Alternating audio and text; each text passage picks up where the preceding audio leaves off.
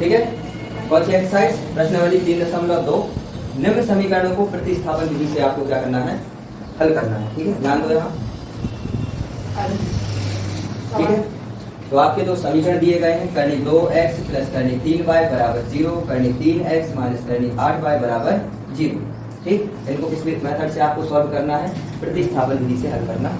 आपको पता है प्रतिस्थापन विधि से हम जब समीकरणों को हल करते हैं तो किसी एक समीकरण से हम किसी अन्य समीकरण का निर्माण करके हम बनाते हैं उसको। ठीक है, यानी हम किसी चर के मान को प्रतिस्थापित करते हैं। दो चर होंगे आपके पास, x y भी हो सकते हैं, a भी हो सकता है, चर में कुछ भी हो सकता है आपके पास। तो उन दो चरों में से किसी एक के मान को आपको प्रतिस्थापित करना पड़ता है। ठीक है, आज देखिए कैसे करेंगे। तो हल आप पहले लिखोगे दिए गए समीकरण योग में इस प्रकार है, या दिए गए समीकरण योग में है। दिए गए समीकरण योग में आपके पास कौन कौन से हैं? तो आपके पास है करनी 2x प्लस करनी 3y बराबर 0, करनी 3x प्लस करनी 8y बराबर 0। इसको समीकरण नंबर 1 देते हैं, इसको समीकरण नंबर 2 देते हैं। ठीक है, अब आप क्या करोगे? किसी एक समीकरण से तीसरे समीकरण का निर्माण करोगे, तीसरे समीकरण को बनाओगे। तो मैं किसको उठा लूं? एक को ही ले लूं। तो आप क्या लिखोगे? समीकरण 1 से, इससे 1 से। समीकरण 1 से आप जब मान निकालोगे तो करनी 2x का निकाल लें। करनी 2x बराबर क्या आ जाएगा आपका?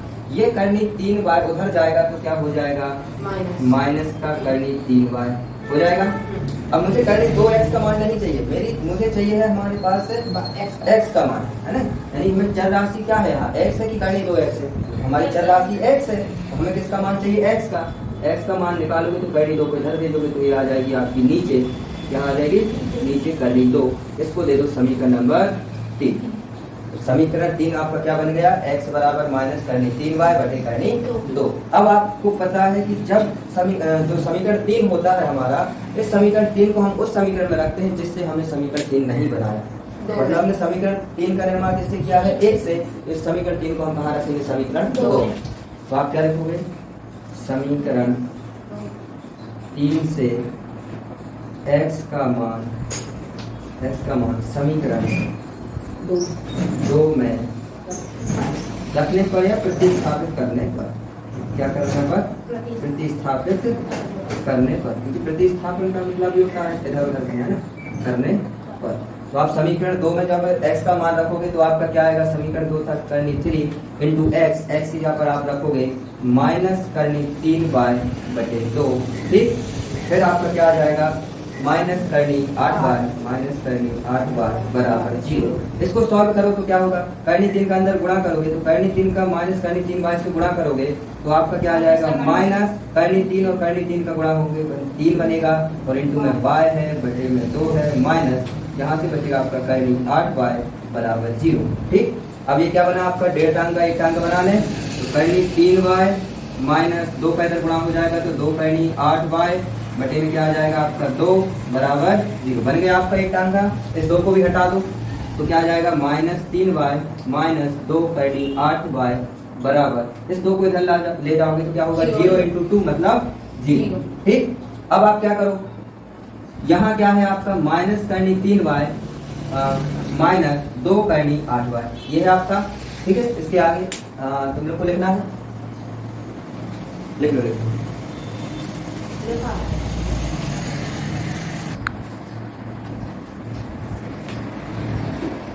नहीं लिखना?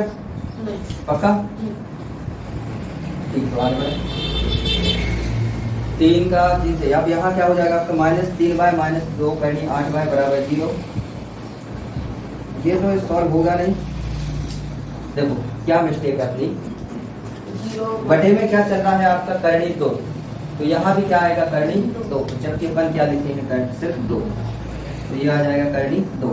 तो यहाँ भी क्या आएगा? करनी 2। तो जब करनी 2 का आप करनी 8 से गुणा करोगे तो क्या बनेगा? करनी 16। कितना बनेगा? करनी 16। और करनी 16 का मान, और यहाँ बटे में क्या आएगा? करनी 2। तो करनी 16 का मान क्या होता है आपका? 4 होता है। क्या होता है? 4। और y है तो y, और इस करनी 2 को आप इधर ले जाओगे तो क्या बन जाएगा? 0 ही हो जाएगा। तो माइनस 3y माइनस 4y हो जाएंगे आपके माइनस के 7y बराबर 0। तो y का मान आपको क्या मिल जाएगा, y का मान आपको नहीं लिखना ना, तो बता दें इसको, y का मान आपको क्या मिल जाएगा, -7 y बराबर 0 है तो y बराबर आ जाएगा 0 बटे -7, जिसका मतलब है y बराबर क्या आ जाएगा आपका 0, क्या आ जाएगा 0। अब y के मान को आप समीकरण 3 में रखेंगे तो y का मान समीकरण 3 में रखने पर, समीकरण 3 हमारा क्या था, समीकरण 3 हमने बनाया था इससे, समीकरण 3 था हमारा x बराबर करनी 3 इंटू y का मान क्या है 0 बटे करनी 2, तो बराबर क्या हो जाएगा 0 बटे करनी 2, तो x का मान क्या मिल जाएगा हमारा, x का मान क्या मिल जाएगा 0 है ना। चलो थोड़ा सा यही बना देते हैं इसको,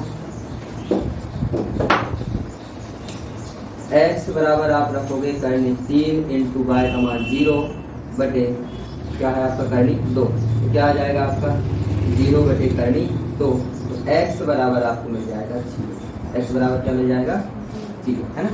अतः दिए गए समीकरण युग्मों के अभिष्ट हल आपके कौन कौन से हो जाएंगे, x बराबर 0 और y बराबर 0, ठीक समझ गए।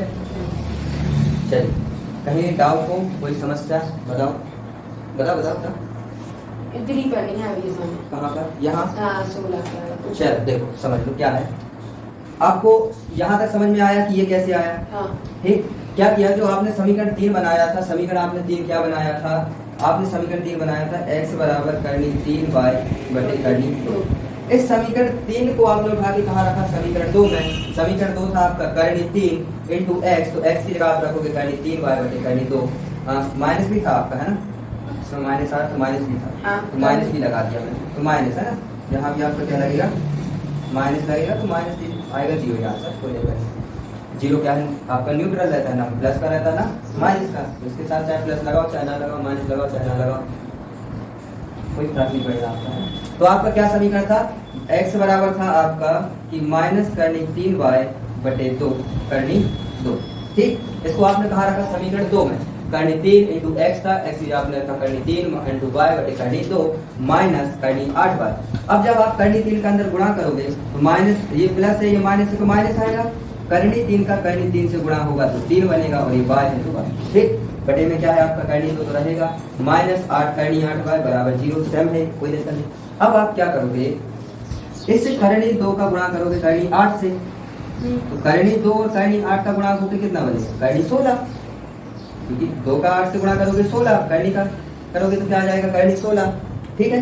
तो करनी 2 इंटू करनी 8 करोगे तो करनी 16 आएगा, और y है साथ में तो y रहेगा बराबर 0, और बटे में क्या रहेगा ये करनी 2।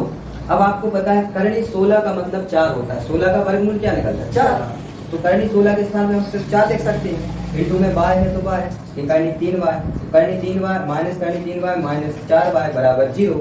अब 0 कैसे हो गया, एक बटे का करनी 2 कहाँ गया, तो करनी 2 को जब यहाँ ले जाओगे इस पक्ष में तो क्या हो जाएगा 0 इंटू करनी 2, 0 इंटू करनी 2 का मतलब क्या होता है 0, ठीक 0 हो जाएगा। तो 3y माइनस 3 और माइनस फिर 4y, माइनस माइनस ऐड होता है तो माइनस 7y बराबर 0 आएगा, तो y बराबर आपको क्या मिलेगा 0 बटे माइनस 7, मतलब y बराबर क्या मिलेगा आपको 0 लगेगा। y का मान आप कहाँ रख दोगे समीकरण 3 में, तो y का मान समीकरण 3 में रखोगे, समीकरण 3 क्या था हमारा माइनस, समीकरण 3 क्या था हमारा माइनस करनी 3 इंटू y की जगह आपने क्या रख दिया 0, तो 3 और 0 का गुणा करोगे, देखो यहाँ ये डॉट का मतलब क्या है, यहाँ गुणा है ना, क्या है गुणा, तो करनी 3 का जब 0 से गुणा करोगे तो 0 आएगा, बटे में करनी 2 है, 0 में किसी भी संख्या का यदि हम भाग करते हैं या किसी भी संख्या का गुणा करते हैं, आंसर हमेशा क्या आता है 0 आता है, तो x का मान क्या हो जाएगा आपका, ठीक समझ गए। आप कोई समस्या, प्रतिस्थापन विधि में सिर्फ आपको इतना याद रखना है, क्या याद रखना है कि जो समीकरण दिए रहते हैं उन समीकरणों में से किसी एक समीकरण को उठा के आप क्या बनाना है, तीसरे समीकरण को बनाना है, और उस समीकरण से जो भी चर राशि का मान निकालोगे आप उस चर राशि को आपको दूसरे समीकरण में रखना है, जिससे आपने तीसरे का निर्माण किया है उसमें ना रखे, किसमें रखोगे दूसरे। यदि आप तीसरे समीकरण को 1 से बनाते हो तो 2 में रखोगे, 2 से बनाते हो तो 1 में, बस उसके बाद आपको सॉल्व कर देना है, आपका आंसर आ जाएगा।